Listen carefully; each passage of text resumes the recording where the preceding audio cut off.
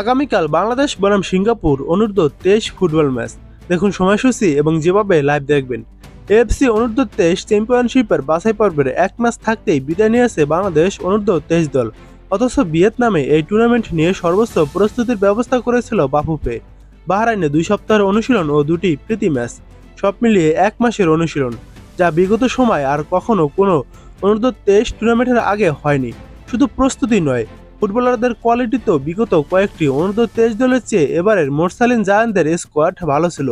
এত সম্ভাবনা ও প্রস্তুতির পর এমন ভরাডুবির জন্য ফুটবল অঙ্গনে চলছে নানা আলোচনা সমালোচনা।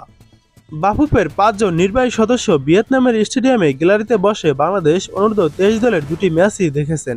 ম্যাচের ফলাফল এবং টিম পারফরমেন্সে সবাই হতাশ হয়েছেন।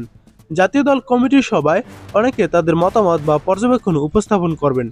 তবে সাবেক জাতীয় ফুটবলার ও নির্বাহী সদস্য গোলাম গাউস বিরক্ত ও হতাশ হয়ে সরাসরি কোচের খেলোয়াড় পরিবর্তন নিয়ে প্রশ্ন তুলে ফেলেছেন।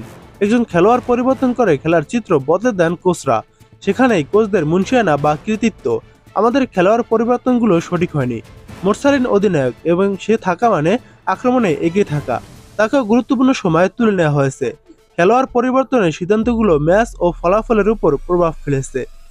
এবার দেখুন অনূর্ধ্ব-23 সি গ্রুপের পয়েন্ট তালিকা। 1 নম্বরে রয়েছে ভিয়েতনাম। ভিয়েতনাম অনূর্ধ্ব-23 দল 2টি ম্যাচ খেলে 2টি ম্যাচে জয় পেয়েছে। ভিয়েতনামের পয়েন্ট 6। 2 নম্বরে রয়েছে ইয়েমেন। ইয়েমেন 2টি ম্যাচ খেলে 2টি ম্যাচে জয় পেয়েছে। ইয়েমেনের পয়েন্ট 6 এবং গোল সংখ্যা রয়েছে 3টি করে। 3 নম্বরে রয়েছে সিঙ্গাপুর। 2টি ম্যাচ খেলে 2টি ম্যাচই হেরেছে।